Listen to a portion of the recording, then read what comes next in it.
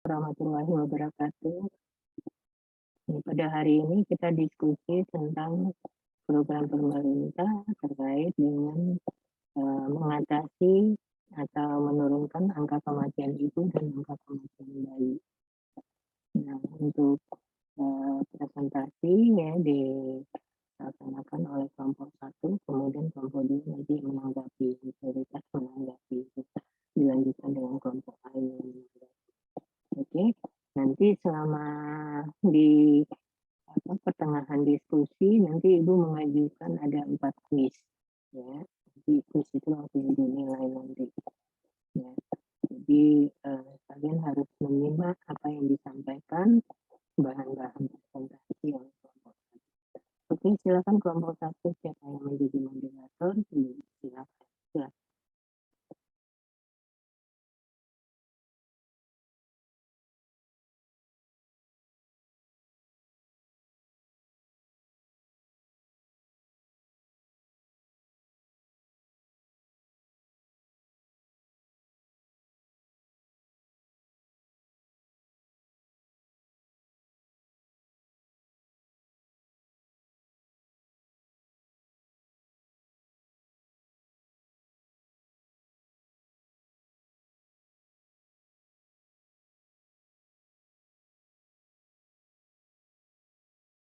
Terlihat.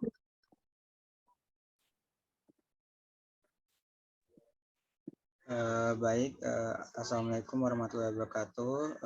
Salam sejahtera bagi kita semua. Kepada yang terhormat Ibu Syafdewiyanti SKPMK selaku dosen mata kuliah kebijakan kesehatan, dan juga kepada teman-teman sekalian yang hadir pada pagi hari ini. Sebelum memulai presentasi kali ini, perkenalkan nama saya Rifal Fauzan selaku moderator yang akan membantu jalannya presentasi pada pagi ini. Dilanjutkan dengan adanya teman-teman dari kelompok 1, yaitu ada Aida Fitria, 2 Dela Resa Gita, 3 saya sendiri Pak Fauzan, 4 Tarisa Liani. Maka dari itu dipersilakan kepada kelompok 1 untuk memulai presentasi. Yang pertama, definisi AKI dan AKB. Next.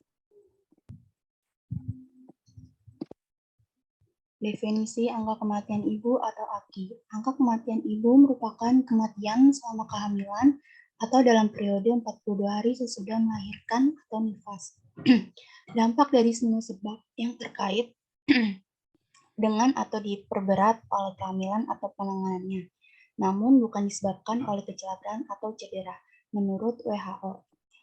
Definisi angka kematian bayi atau AKB.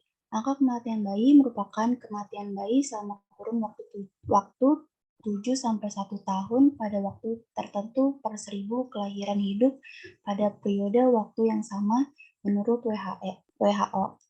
Di sini ada gambar proyeksi angka kematian neonatal bayi dan balita tahun 2019 dan 2030. Dan di sini juga tertera angka kematian bayi dan balitanya. Next. Regulasi AKI dan AKB. Next. Regulasi atau peraturan perundang-undangan yang membahas mengenai AKI dan AKB adalah sebagai berikut.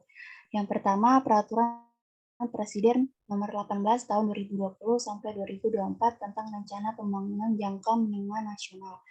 Lalu yang kedua, peraturan Kementerian Kesehatan Republik Indonesia nomor 97 tahun 2014 bab 2 pasal 5 tentang pelayanan kesehatan masa sebelum hamil, masa hamil, persalinan dan masa sesudah melahirkan, penyelenggaraan pelayanan kontrasepsi dan pelayanan kesehatan seksual.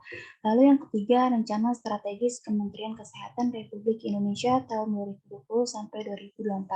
Sebagai contoh pada pasal 2 berisi tentang Renstra Kementerian Kesehatan 2020 sampai 2024 harus dijadikan acuan bagi seluruh satuan kerja di lingkungan Kementerian Kesehatan dalam menyusun perencanaan tahunan dan penyelenggaraan program pembangunan kesehatan. Lalu yang terakhir, Peraturan Menteri Kesehatan Nomor 51 Tahun 2013 tentang pedoman pencegahan penularan HIV dari ibu ke anak dari Berita Negara Republik Indonesia tahun 2013. Next.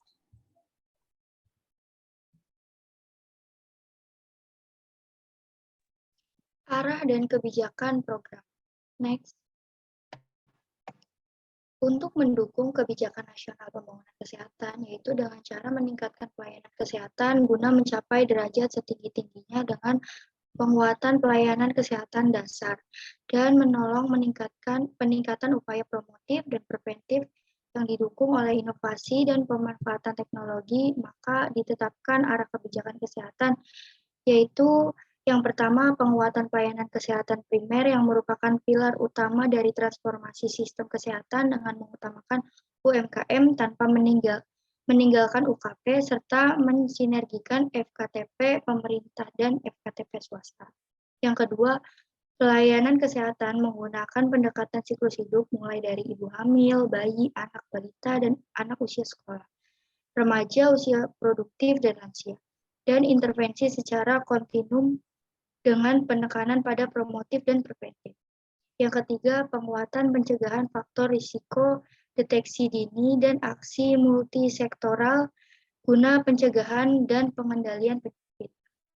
Yang keempat, penguatan sistem kesehatan di semua level pemerintahan menjadi responsif dan tangguh guna mencapai derajat kesehatan masyarakat yang setinggi-tingginya dengan didukung inovasi teknologi.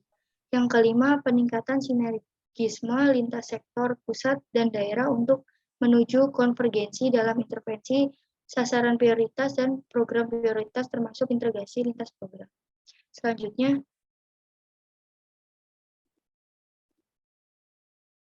peran pemangku kepentingan. Next. Peran pemangku kepentingan yang pertama itu ada tingkat pusat, yaitu melakukan bimbingan, fasilitasi, dan evaluasi termasuk pemberian dukungan pada Dinas Kesehatan Provinsi dan Dinas Kesehatan Kabupaten atau Kota dalam kondisi tertentu untuk mendukung tercapainya implementasi serta efektivitas program pembinaan kesehatan masyarakat. Yang kedua, tingkat daerah. Dinas Kesehatan Provinsi selaku perpanjangan Kementerian Kesehatan mengkoordinasi serta memberikan bimbingan dan fasilitas termasuk memberikan dukungan kepada Dinas Kesehatan Kabupaten atau Kota dalam koordinasi pelaksanaan tugas pembinaan kesehatan masyarakat, upaya yang dapat dilihat sebagai hasilnya.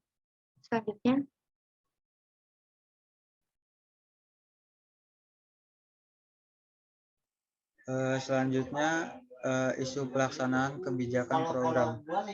Selanjutnya, kebijakan daerah Pasuruan dalam penurunan angka kematian ibu dan angka kematian bayi. Pada tahun 2008 di Jawa Timur, Pasuruan adalah kabupaten ketiga yang mempunyai peraturan daerah KIBBLA setelah Kabupaten Malang dan Kabupaten Madiun.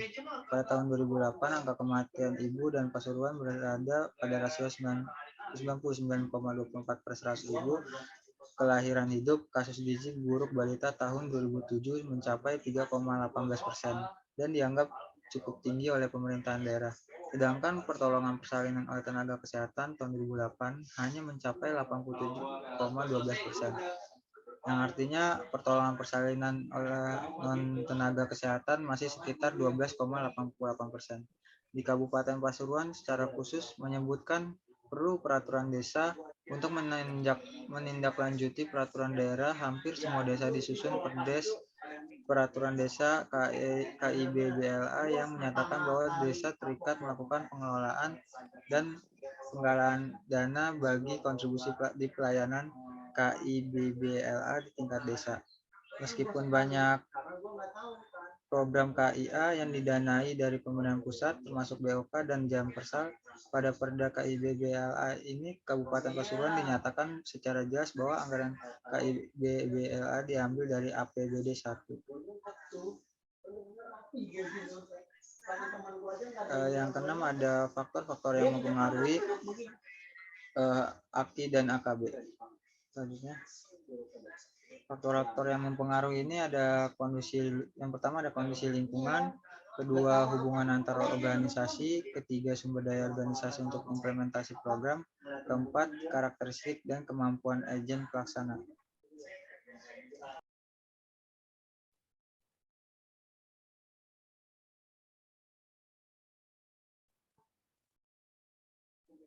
Yang ketujuh, ada upaya atau dukungan terhadap program.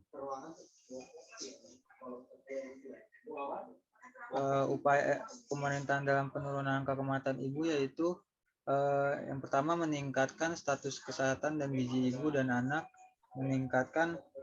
kedua meningkatkan pengendalian penyakit, ketiga meningkatkan akses dan mutu pelayanan kesehatan dasar dan rujukan terutama di daerah terpencil, tertinggal, dan perbatasan.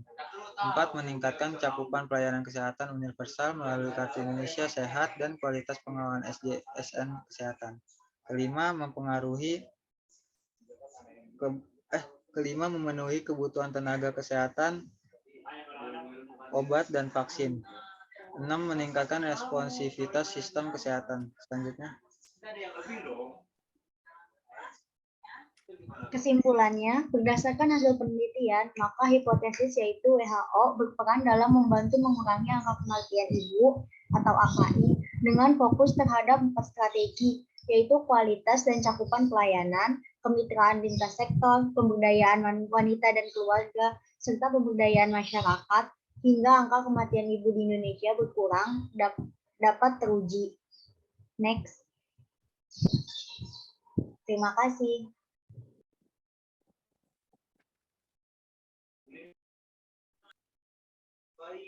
Baik, selanjutnya akan dibuka sesi tanya jawab. Kepada yang ingin bertanya, dipersilakan raise hand terlebih dahulu.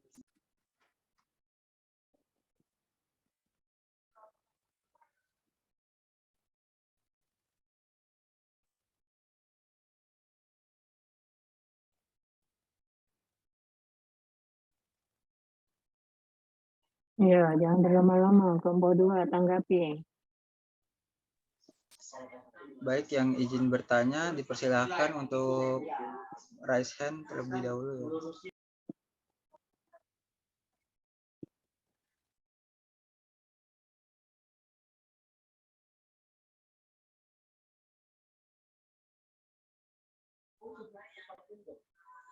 Baik, Amar Difari dipersilakan. Oke, baik. Sebelumnya apakah suara saya terdengar dengan jelas? Terdengar, Amar. Ya, oke, baik. Terima kasih atas kesempatannya, moderator. Amar dari perwakilan kelompok 9, izin bertanya ya kepada kelompok yang presentasi.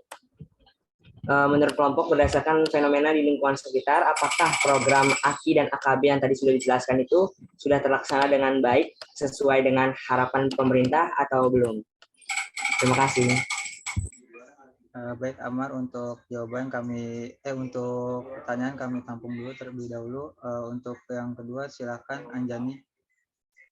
Ya, baik, moderator izin masuk. Saya Nur Anzania Zahra dari kelompok 7 ingin bertanya, jika ada ibu hamil yang meninggal karena terinfeksi COVID-19, dalam kasus tersebut apakah bisa ibu hamil itu yang meninggal karena COVID-19 masuk dalam kategori penyebab AKI? Ya, itu aja. Baik, terima kasih Anjani atas pertanyaannya. Akan kami tampung terlebih dahulu. Yang untuk ketiga, untuk Faris, dipersilakan. Ya, baik, terima kasih moderator atas waktunya. Saya Faris dari perwakilan dari kelompok 11, kelas 2B. Izin bertanya terkait implementasi dari salah satu program pemerintah, yaitu Posyandu. Nah, Posyandu itu kan program pemerintah. Nah, apakah Posyandu itu merupakan salah satu upaya pemerintah untuk mengatasi AKB dan AKI? Ya, terima kasih moderator. Baik, terima kasih Faris untuk pertanyaan. Kami tampung dulu terlebih dahulu. Untuk kelompok, apakah sudah ada jawabannya?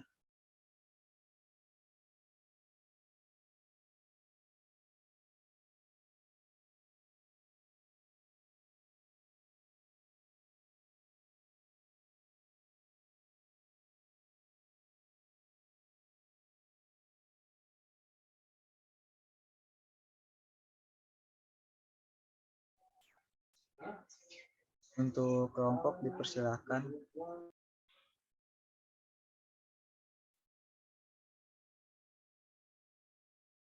Baik, saya akan menjawab pertanyaan dari Anjani.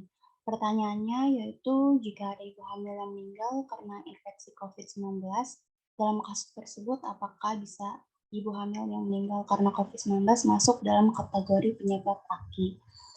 Saya akan menjawab pertanyaan tersebut. Menurut kelompok kami, laporan dari WHO, kematian ibu umumnya terjadi akibat pendarahan, infeksi, tekanan darah tinggi saat kehamilan, komplikasi persalinan dan aborsi yang tidak aman. Itu menurut WHO tahun 2014. Sedangkan ibu meninggal akibat penyakit COVID-19 tanpa adanya masalah pada kehamilan atau persalinan, maka tidak termasuk dalam angka kematian ibu. Adapun penyebab kematian pada ibu hamil akibat COVID-19 ini adalah kegagalan pernapasan, kecuali jika penyakit COVID-19 memicu pendarahan seperti keguguran pada kehamilan yang tidak ditangani secara tepat dan cepat sehingga akan menyebabkan kematian. Mungkin segitu saja jawaban dari kelompok kami. Gimana Anzani, apakah sudah terjawab? Ya, sudah terjawab. Terima kasih.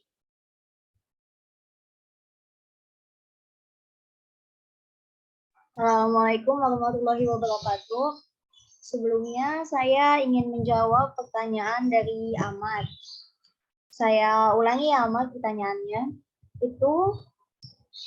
Pertanyaan Ahmad itu, menurut kelompok kami berdasarkan fenomena di lingkungan sekitar, apakah program AKI dan AKB sudah terlaksana dengan baik sesuai harapan pemerintah? Seperti itu Ahmad.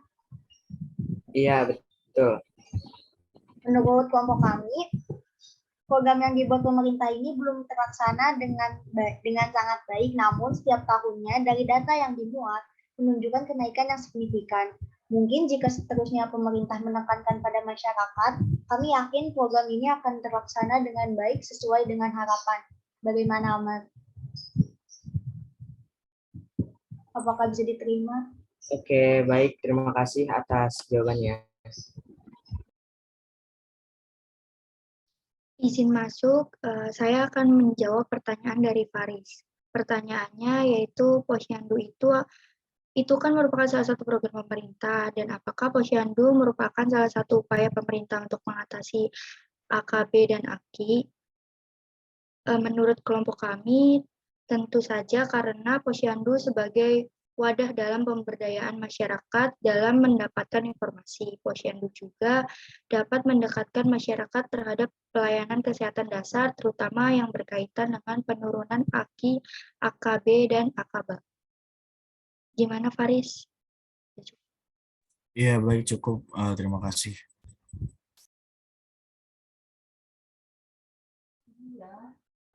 Baik, untuk pertanyaan sudah terjawab semua. Terima kasih untuk kelompok.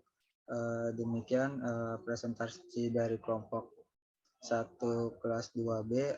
Mohon maaf jika ada kata yang kurang dimengerti. Untuk selanjutnya saya serahkan kepada Ibu Syaf Dewi.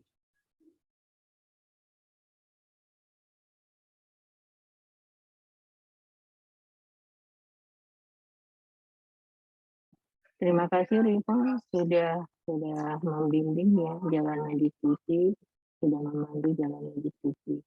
Jadi Ibu komentari dulu untuk materi dari kelompok B. Jadi tadi kelompok B sudah memaparkan tentang pengertian, kemudian tentang regulasi. Jadi kalau nanti regulasi ini dipertajam ya, misalnya regulasi terkait dengan penurunan angka kematian dan angka kematian ibu dan AKB. Jadi misalnya di Permenkes 21 itu menyebutkan apa regulasinya, tentang apa, ditekankan di situ.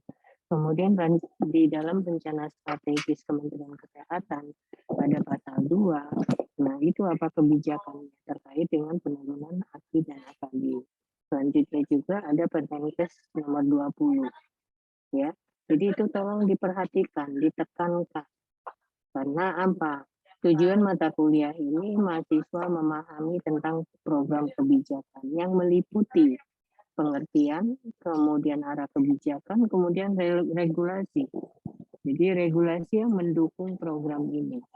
Jadi program untuk mengatasi dan menurunkan AKI dan AKB. Kalian harus tahu tuh regulasinya ada di mana. Kemudian apa yang dikatakan oleh regulasi tersebut, gitu ya. Kemudian ada kebijakan gitu juga. Jadi dirangkum. Misalnya ada 3 regulasi yang mengatur tentang mengatasi dan menurunkan AKI dan AKB. Misalnya di Permenkes nomor 21 itu ada kebijakannya apa? Misalnya terpenuhinya layanan kesehatan dasar masyarakat ya dan individu gitu ya. Dan menurunnya angka AKI ya dan AKB gitu ya. Kemudian yang satu lagi mungkin arah kebijakannya meningkatkan program kesehatan seperti pelayanan kesehatan terhadap penurunan AKI dan AKB. Jadi arah kebijakan itu harus tertuang di dalam makalahnya. Setelah ada regulasi, isi regulasi itu apa, kemudian arah kebijakan apa, dikasih resume di situ. Nah itu harus kalian pahami. Nah untuk kalian memahami itu tentunya nanti pada saat tes ya, tes apa UAS ya, itu akan ditanyakan gitu. Apakah mahasiswa sudah paham tentang itu? Jadi tolong mahasiswa tambahkan ya arah dan kebijakannya itu seperti apa. Ya, jadi dimasukkan. Misalnya arah kebijakan yang pertama mengurangi AKI dan AKB. Yang kedua terpenuhinya ya layanan dasar masyarakat individu terhadap penurunan tingkat AKI dan AKB, meningkatkan program kesehatan seperti mutu pelayanan kesehatan, penurunan AKI dan AKB. Seperti itu arah kebijakan. Nah, nanti bagaimana operasionalnya? Nah, program-program itu kan ada di pelayanan kesehatan. Seperti apa? Pelayanan kesehatan di rumah sakit, di puskesmas, di klinik bersalin. Jadi semuanya itu program itu mengarah ke 3 poin tadi, ke arah kebijakan tadi. Jadi bagaimana? Nah, tentu di puskesmas ada program-program. Misalnya kehamilan ibu-ibu hamil ya, itu wajib kunjungannya berapa kali gitu ya, ibu hamil trimester pertama, kedua, dan ketiga. Gitu ya, jadi wajib dia untuk memeriksakan kehamilannya. Jadi angka kunjungan juga diperhatikan.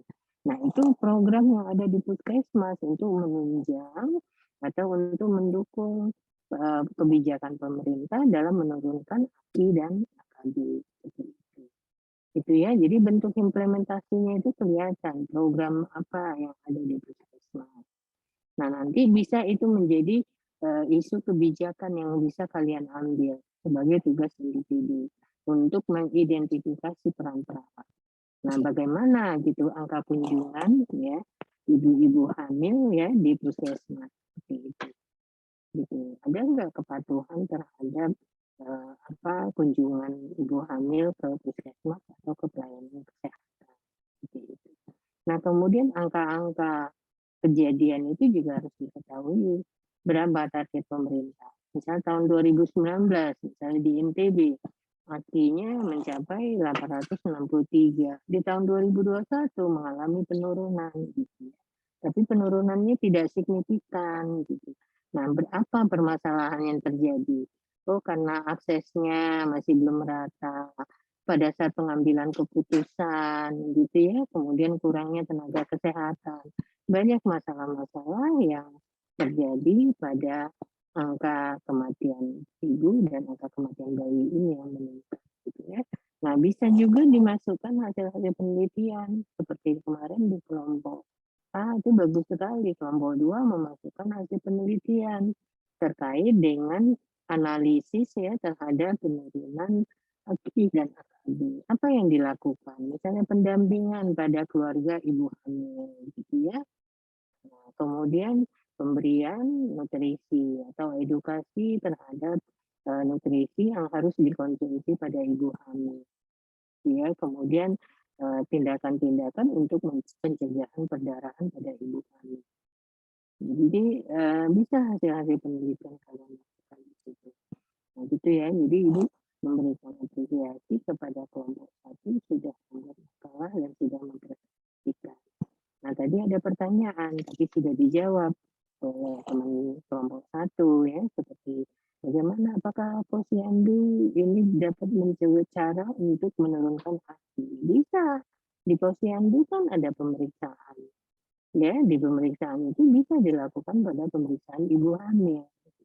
Karena kita tahu bahwa AKI ini kalau pengertiannya adalah angka kematian ibu selama kehamilan, gitu ya. Kemudian melahirkan dan masa itu adalah rangkaian ibu. Ya, kesehatan ibu mulai dari hamil, kemudian melahirkan dan masa nifas. Masa nifas berarti 42 hari setelah melahirkan. Gitu ya. Nah, itu yang disebut dengan AKI gitu. Nah, jadi kemudian yang AKB-nya gitu ya, jadi bayi yang meninggal sebelum usia 1 tahun gitu kan, nah, itu juga itu bisa gitu ya terdeteksi pada saat ibu ataupun bayi memeriksakan kesehatannya ke puskesmas atau ke posyandu. Karena di posyandu kan ada pemeriksaan kesehatan, jadi oleh tenaga kesehatan. Jadi bukan hanya kader yang ada di itu ya, jadi bisa. Nah, kemudian COVID tadi udah dijelaskan ya, kalau penyebabnya itu karena kehamilannya, karena adanya kelainan, ya, adanya komplikasi, itu bisa dimasukkan dalam angka kematian. Tapi kalau hanya COVID aja gitu, tapi kehamilannya normal-normal aja, sehat-sehat aja, berarti ini tidak masuk dalam angka kematian ibu. Nanti ibu share tentang akibat penyebab angka kematian ibu atau penyebab kematian neonata. Jadi dari situ tahu. Ya, jadi nanti tadi dari amal ya fenomena tentang di lingkungan sekitar. Program AKI AKB dari pemerintah sih sudah berjalan atau tidak? Gitu. Nah, itu bisa kalian identifikasi. Itu bisa kalian ambil sebagai isu terhadap pelaksanaan atau implementasi kebijakan pemerintah dalam mengatasi dan menurunkan AKI dan AKB. Nah, kenapa penyebabnya? Ya, misalnya tadi Ibu sampaikan, ibu hamil tidak memeriksakan kehamilannya, gitu kan? Seharusnya dia memeriksakan kehamilan, apalagi pada trimester ketiga, gitu ya. Nah, mereka minimal misalnya 4 kali harus memeriksakan kehamilan. Tapi ini enggak gitu kan. Apa faktor penyebabnya gitu kan? Apakah ketidakmauan ibu atau ketidakmengertian ibu, ketidaktahuan ibu gitu bahwa harus memeriksakan kehamilan. Nah, itu harus dikaji. Nah, makanya setelah identifikasi isu itu apa peran perawat? Nanti perawat memberikan edukasi. Nah, edukasi terhadap kunjungan atau memeriksakan kehamilannya ke pelayanan kesehatan. Pelayanan kesehatan kan bukan hanya puskesmas, bisa ke klinik. Kalau ada posyandu bisa ada posyandu. Tapi kalau di posyandu kan hanya memeriksa mungkin kesehatan secara umum, jadi tekanan darah, ya, dan lain. Tapi kalau untuk memeriksakan secara lengkap, misalnya bagaimana kondisi janin, kondisi kehamilan, berarti itu lebih baik ibunya dianjurkan ke puskesmas, ya, ke klinik-klinik, gitu ya, misalnya klinik bersalin atau ke rumah sakit, gitu ya, yang ada pelayanan antenatal, gitu ya, kalau untuk ibu hamil. Jadi seperti itu ya, jadi sudah terjawab. Jadi tolong nanti kelompok dia ditambahkan ya apa yang menjadi masukan dari teman-teman. Nah, Ibu share ini ya. Ibu share penyebab kematian. Bisa.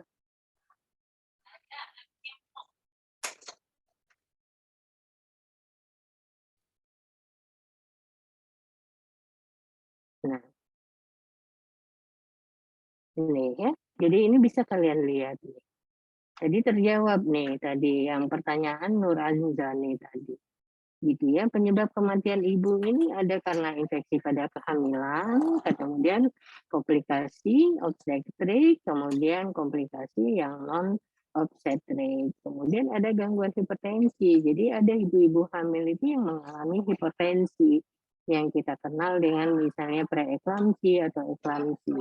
Kemudian perdarahan pada saat kehamilan. Nah, inilah yang sering menyebabkan kematian pada ibu. Justru keadaan yang gangguan atau hipertensi ini presentasinya lebih tinggi. Ingat ya, berkali-kali Ibu sampaikan, atau kalau biasanya kalau dosen udah menyebut berlebih dari 1 kali itu biasanya keluar tuh di ujian gitu. Jadi nih, penyebab kematian tertinggi ya akibat hipertensi itu 33,07% dibandingkan penyebab yang lainnya. Berarti tertinggi ini. Nah, kemudian bagaimana dengan kematian neonatal? Nah, neonatal itu yang tertinggi adalah komplikasi kejadian intrapartum. Intrapartum itu pada saat bersalin, ibunya pada saat ada komplikasi di situ. Misalnya perdarahan pada intrapartum, ya, kemudian ada penyakit-penyakit lain pada saat intrapartum. Ada kejadian di situ. Nah, ini presentasinya paling tinggi, ya, kejadian intrapartum ini, komplikasi intrapartum ini, gitu ya.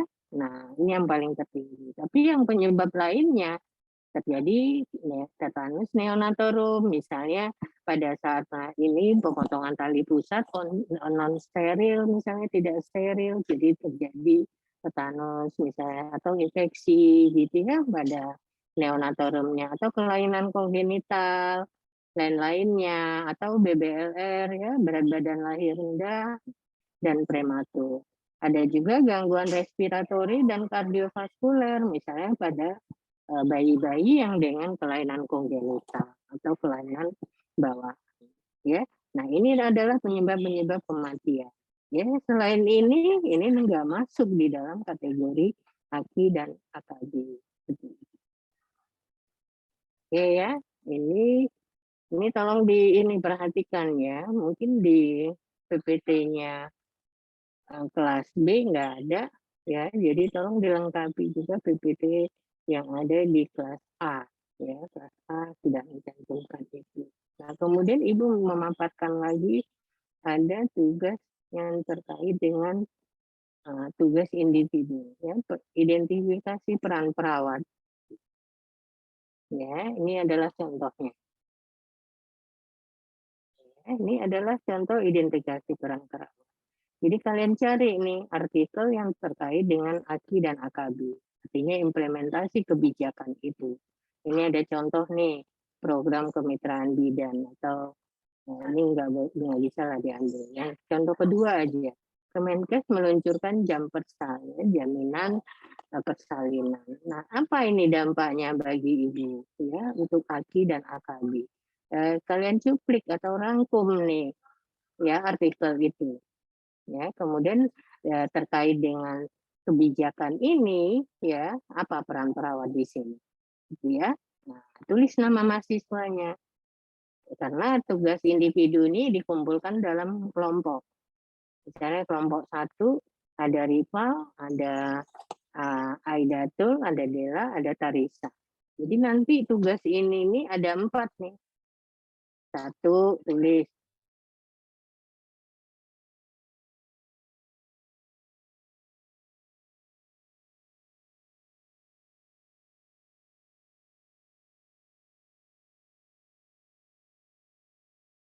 Ibu lanjutkan lagi, tadi Ibu menjelaskan tentang identifikasi peran. Jadi gini ya, jadi apa peran perawat? Nah, kemudian lanjut lagi, kemudian ada program perencanaan, persalinan, dan pencegahan komplikasi. Ini program-program ini merupakan turunan dari Permenkes ya, kemudian keputusan menteri ya, banyak tuh ya. Dari Permenkes itu. Jadi itu diterjemahkan ya dalam mungkin program perencanaan. Nah, kalian cuplik itu, kalian resumkan ya, kemudian sumbernya itu kalian ini kan ya, copy. Nah, ini Ibu ambil adalah nih sumbernya. Ya, yang linknya Kemenkes ya. Nah, ambil aja artikel yang terkait dengan ini, cuplik sedikit. Jadi nggak banyak tulisannya. Kalian hanya menulis nih 1 kotak ini aja. 1/4 halaman, cuma setengah halaman ya nggak banyak. Ini 1 orang identifikasi peran ini. Nanti dikumpulkan di dalam kelompok. Jadi nanti tugas individu itu dikumpulkan dalam kelompok 1. Jadi kelompok 1 itu nanti ada tugas individunya Rival, ada tugas individu Aidatul, Dela, dan Tarisa. Itulah yang nanti dikumpulkan ke Ibu untuk menilainya. Itu ya. Jadi identifikasi peran perawat berdasarkan isu pelaksanaan program kebijakan, gitu ya. Nah, nanti isunya apa? Tulis di sini. Penjelasannya apa? Berarti ada data-data. Kemudian ada programnya di situ. Nah, terkait dengan programnya ini apa? Ya, peran perawatnya. Gitu ya. Jadi tercapai nih ya capaian pembelajaran kita bahwa mahasiswa memahami tentang ya kebijakan pemerintah atau program pemerintah terkait dengan program apa. Kebetulan ini AKI dan AKB. Nah, kemudian mahasiswa juga mampu mengidentifikasi peran perawat ya terhadap pelaksanaan program tersebut. Gitu. Itu ya. Nah, jadi ini sumbernya tuliskan di bawahnya. Nah, nanti ini dikumpulkan. Jadi nanti penilaian kelompok sudah ada ya, makalah, kemudian presentasi hari ini, kemudian tugas individu ya ini, identifikasi peran. Berarti nanti ininya peran penjelasan ininya nggak boleh sama, karena banyak sekali. Kalian pengen bikin apa gitu ya, tinggal searching aja, ketik gitu, kalian searching. Gitu ya. Misalnya bagaimana pelaksanaan kebijakan program di misalnya daerah, misalnya pengen lihat di daerah di Bali misalnya, kalian ketik aja nanti muncul. Jadi bermacam, apakah per wilayah, apakah per isu nanti. Boleh, ya. Jadi, ya bukan hanya tentang kehamilan, tapi tadi kan ada tuh angka kematian ibunya yang bersalin juga. Kemudian bagaimana yang postpartum, gitu ya, yang 42 hari setelah kelahiran atau bersalin, gitu. Oke, jangan lupa sumbernya ya, karena, kita harus membuat sesuatu itu by sumber. Jadi ada evidence base-nya ada. Ya. Oke, mungkin itu yang dari Ibu. Ayo, siapa yang ini boleh kita diskusikan. Ya. Ada yang mau ingin ditanyakan, silakan.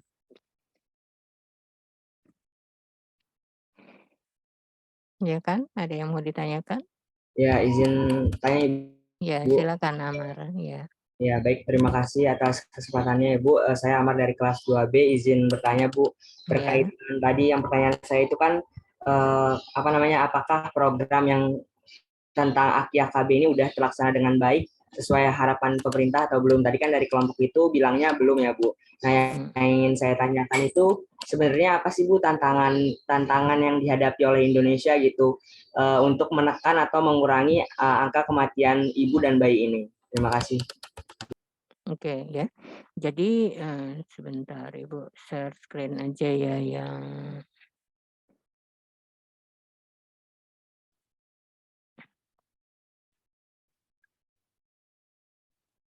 oke, bukan ini.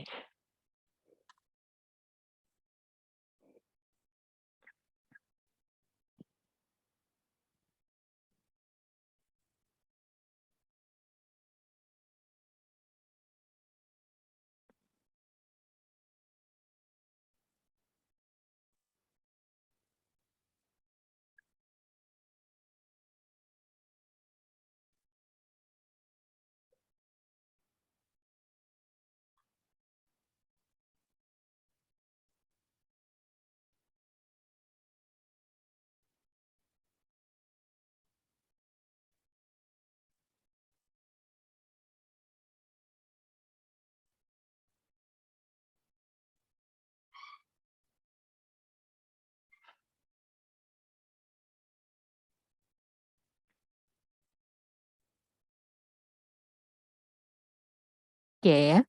Jadi program pemerintah dalam mengatasi dan menurunkan AKI dan AKB ya.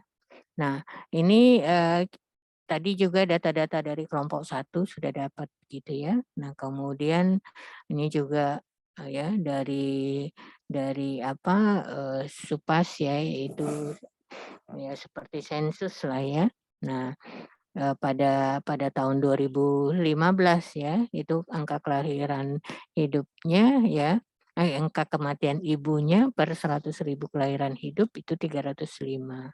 Ya, target 2 ini menjadi ini. Seharusnya ya yang normalnya itu nggak ada nggak ada kematian ibu, nggak ada kematian bayi ya seharusnya, yang seharusnya gitu. Jadi 0 sebenarnya ya angka kematian itu gitu. Nah, namun karena kondisi demografis di Indonesia itu angka-angka ini banyak sekali ya, masih banyak yang terjadi gitu ya.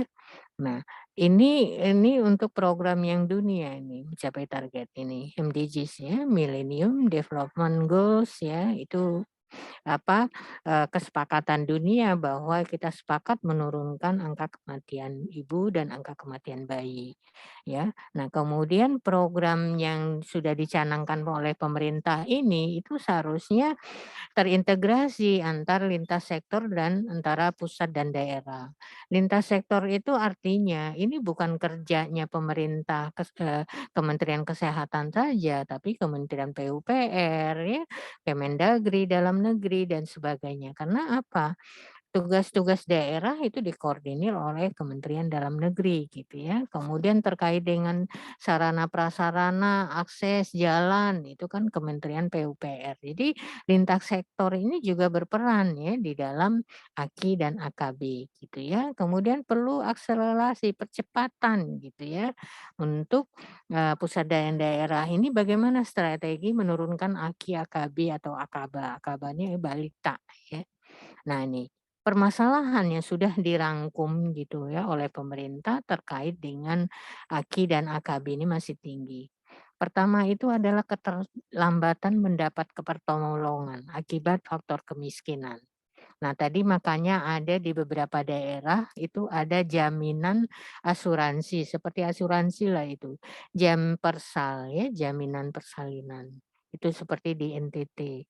NTT itu di Indonesia AKI-nya tertinggi di Indonesia, di NTT. Mereka punya ini asuransi sendiri untuk persal, jadi jaminan persalinan.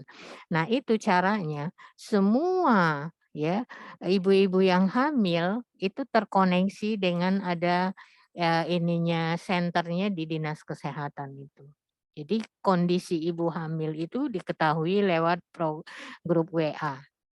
Ya, misalnya si A, ibu A ini lagi hamil. Jadi sudah terdata itu semua, masuk ke dalam aplikasi itu, masuk ke dalam grup.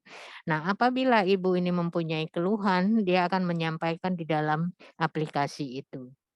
Nah, nanti petugas kesehatan itu mendatangi ibu ini. Ini adalah karena akibat faktor kemiskinan gitu, atau juga ada sosial budaya. Artinya apa? Masih ada ibu-ibu itu kalau memeriksakan kehamilannya itu tuh tidak ke petugas kesehatan, tapi misalnya masih ke dukun ya, dukun beranak, atau masih ke orang-orang pintar, masih ada seperti itu. Sehingga terjadi keterlambatan mendapatkan pertolongan. Misalnya kehamilannya mengalami perdarahan, kan dukun nggak punya ilmu untuk mengatasi ibu hamil yang dengan perdarahan. Nah, itu yang menyebabkan kematian. Kemudian yang kedua, keterlambatan mendapat pertolongan karena hambatan geografis. Jadi kita jangan berpikir kalau di kota ini gampang ya, cegah taksi, pesan Grab kalau mau ke rumah sakit. Nah, tapi ada nih beberapa mahasiswa baca artikel gitu ya, mau ke puskesmas itu aja kalau jalan kaki bisa 4 sampai 5 jam. Itu ya. Nah, itu saking jauhnya akses, hambatan, geografis dan transportasi. Ada juga tuh, ibu punya mahasiswa dulu gitu ya, yang di daerah Jambi itu. Nah, dia tugas di pelosok itu gitu membawa ibu hamil yang dengan perdarahan karena jauhnya ya, jalannya juga, apa namanya itu, nggak bisa dilalui kendaraan ya, kalau orang normal pakai kuda itu karena berbukit-bukit. Nah, nggak mungkin kan bawa ibu dengan pakai kuda, jadi jalan kaki gitu. Nah, di perjalanan ibu hamilnya meninggal gitu ya. Nah, itu keterlambatan mendapatkan pertolongan karena hambatan geografis dan transportasi. Kemudian juga kurangnya distribusi tenaga kesehatan.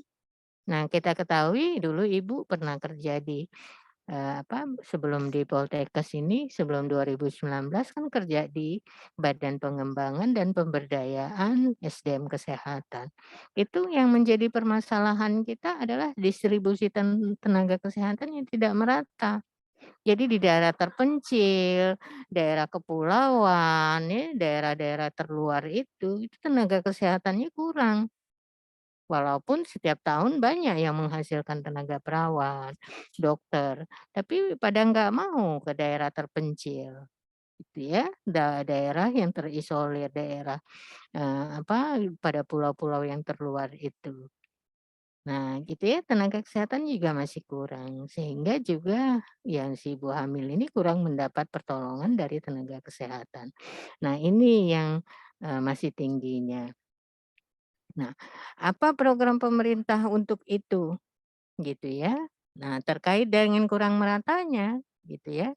Sekarang kalian mungkin pernah dengar yang program Indonesia Sehat itu. Jadi ada program merekrut tenaga kesehatan untuk dipekerjakan di daerah-daerah terpencil. Yaitu setiap tahun itu ada barangkali 6 batch ya, itu namanya 6 batch untuk mengirimkan tenaga kesehatan. Tenaga kesehatan yang dikirimkan itu secara tim. Jadi timnya itu ada 8 tenaga kesehatan, dokter, perawat, analis kesehatan ya, kemudian gizi ya, ada 8 ya tenaga kesehatan yang dikirimkan secara tim ke daerah-daerah terpencil seperti itu.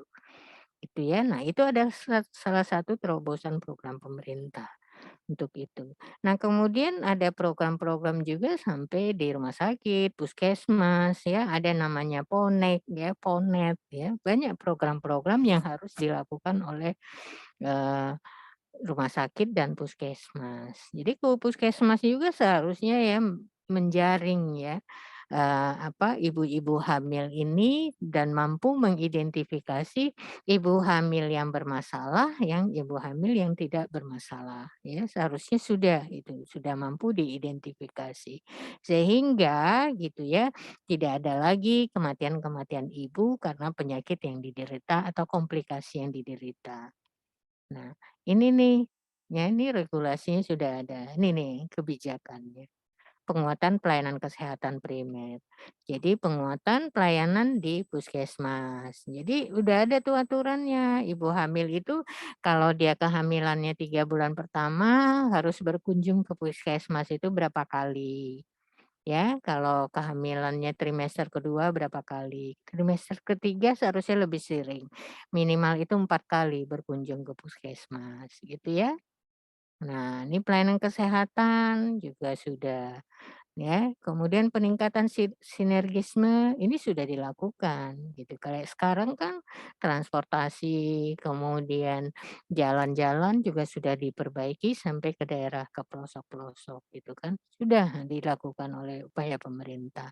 Kemudian di tingkat lebih ininya tingkat RT, tingkat RW kan itu sebenarnya melalui posyandu atau petugas puskesmas ya. Puskesmas itu ada puskesmas kelurahan ya, sebenarnya program ini sudah sampai ke masyarakat, gitu ya.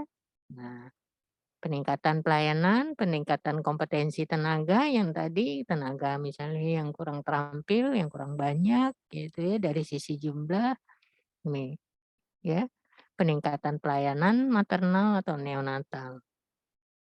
Ya, peningkatan kualitas ya, ini selalu dilakukan. Ya, penyediaan sarana dan prasarana ya serta farmasi atau jaminan ya ketersediaan darah apabila terjadi perdarahan pada ibu hamil. Ya, sebenarnya itu sudah dilakukan sampai penyusunan apa peran dinas kesehatan provinsi, dinas kesehatan kabupaten maupun kota. Ya, ini sudah ada semua. Nah, tinggal gitu ya pelaksanaannya itu dilakukan enggak gitu ya, tinggal lagi pengawasan ya dari petugas yang berwenang ya, gitu. Gitu Amar. Jadi sebenarnya program kita itu udah bagus banget ya, udah diatur. Nah tinggal lagi bagaimana implementasinya di lapangan terkait dengan petugas-petugasnya. Ya, kita itu concern enggak sih melaksanakan tugas-tugas itu gitu. Gitu. Itu ya Amar ya. Oke, Ibu. Nah, Terima kasih. kita juga sebagai perawat nih, itu kalau mahasiswa kan calon perawat, itu paham nih bahwa ada kebijakan itu. Jadi bukannya tidak ada program-program itu sudah banyak. Lihat deh di puskesmas itu, program di dalam dan di luar gedung itu sebenarnya udah ada.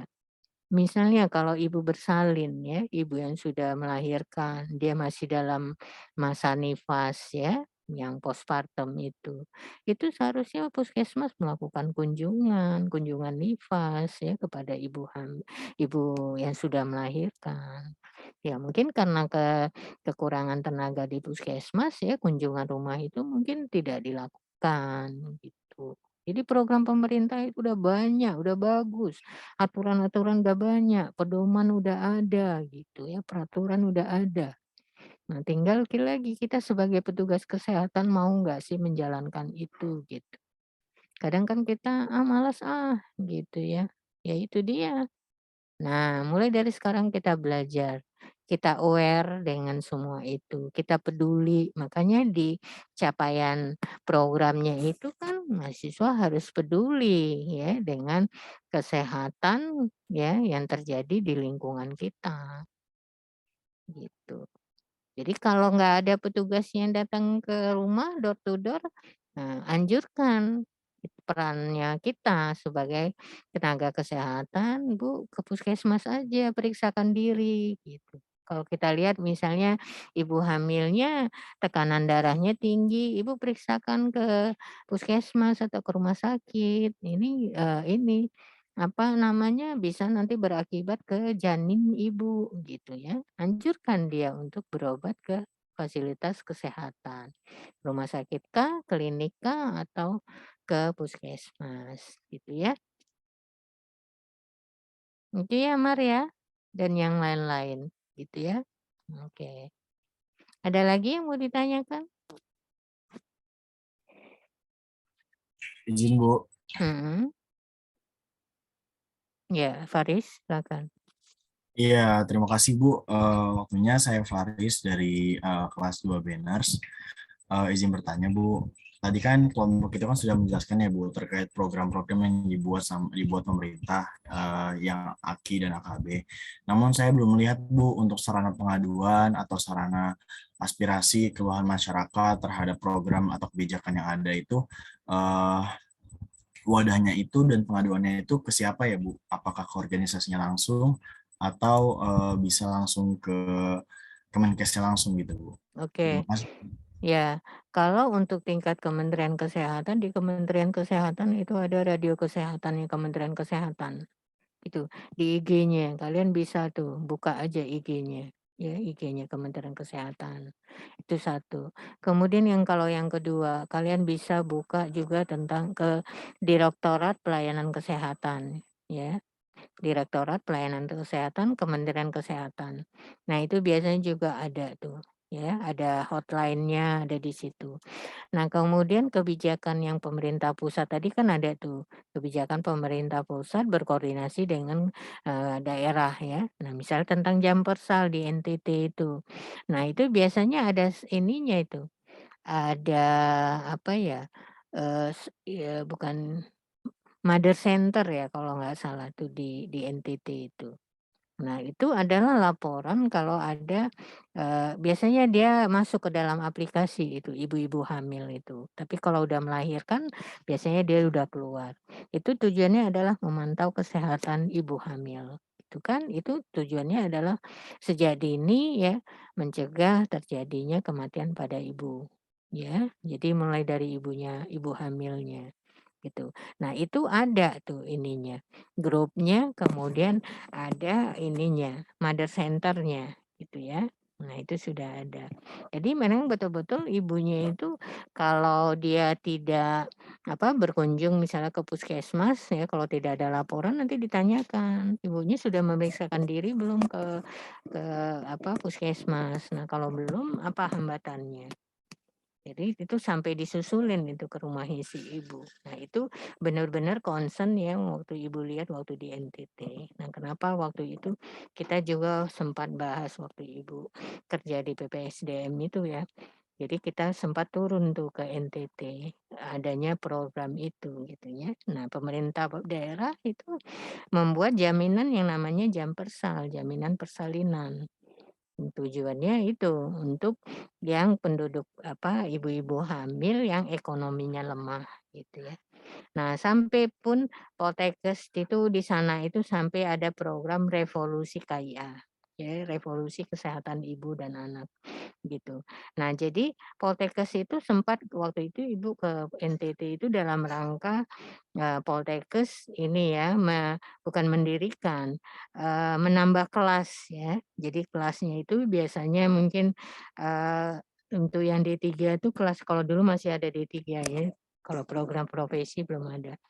Jadi program D3-nya itu yang tadinya cuma 2 kelas harus terima 5 kelas misalnya seperti itu.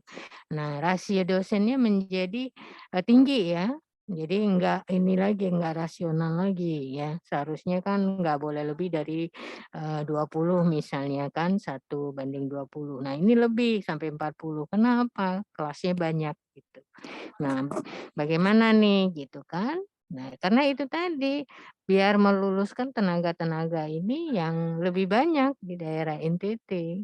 Tujuannya adalah revolusi KIA itu tadi, gitu kan. Nah, itu tujuannya waktu itu. Waktu itu programnya kan.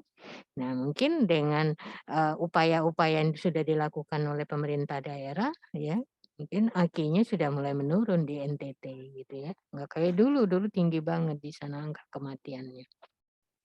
Ya, itu, Baris. Baik Bu, terima kasih Bu. Ya. Oke, ada lagi yang lain yang mau ditanyakan?